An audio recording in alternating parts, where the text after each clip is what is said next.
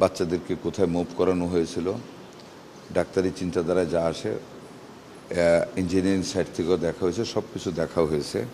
But আমরা প্রতিবেদনটা আজকে দিতে পারি না। এখানে একটা জিনিস আমাদের বাকি আছে, মায়েদের স্টেটমেন্ট নেওয়াটা খুবই প্রয়োজন।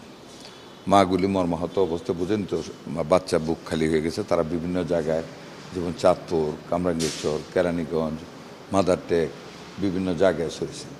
তো মহিলাগুলির সাথে আমরা যোগাযোগ করার চেষ্টা করেছি। ওনাদেরকে আনতে আরও 2 দিন সময় লাগবে। সবাই বিভিন্নভাবে মানসিকভাবে একেবারে ভেঙে পড়েছে।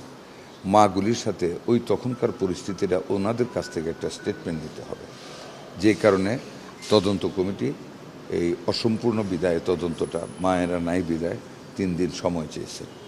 দ্য লাস্ট টাইম 3 দিন আমরা সবাই মিলে আমরা ঐক্যমত হয়ে 3 দিন সময় দিচ্ছি। 3 দিন বলতে আজকে 31, 1-2 না, আজকে বাদে না, 3 তারিখ, 3 তারিখে আমরা পূর্ণাঙ্গ রিপোর্টটা পাবো। তখন আপনাদেরকে আমরা রিপোর্টটা জানাবো। তবে প্রাথমিকভাবে জিনিসটা না জানাটা ভালো, কারণ ওই 3টা মায়ের স্টেটমেন্টটা নিলে পূর্ণাঙ্গ রিপোর্টটা আপনাদেরকে দিলে আপনারা পূর্ণাঙ্গভাবে জাতিকে জানাতে পারবেন। এবং একটা কথা শুধু আপনাদেরকে বলি, আমরা অত্যন্ত সিরিয়াসলি জিনিসটাকে নিয়েছি এবং এটার সঠিক তদন্ত বের করে আমরা মেডিকেল সায়েন্সে যতটুকুন পর্যন্ত এটাতে শাস্তিযোগ্য অপরাধ হয় ততটুকু পর্যন্ত আমরা কাউকে ছাড় দেব না।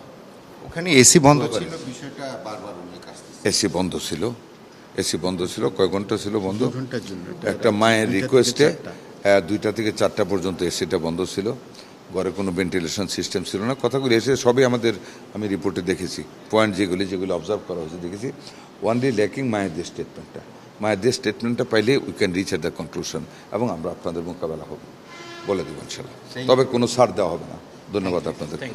আরো 3 দিন বাড়লো, 3টা দিন শুধু মায়েদের কারণে, মায়েদের 5 জন মায়ের স্টেটমেন্ট নেওয়ার জন্যই আমরা অপেক্ষা করছি, আর কোনো কারণে। আর সব কিছু আমাদের হাতে আছে, ওইটা পাইলেই কম্পাইল করে আমরা ডিক্লেয়ার দ্য রিপোর্ট আপনাদেরকে সবাইকে ডেকে করে আরও বড় পরিসরে করবো।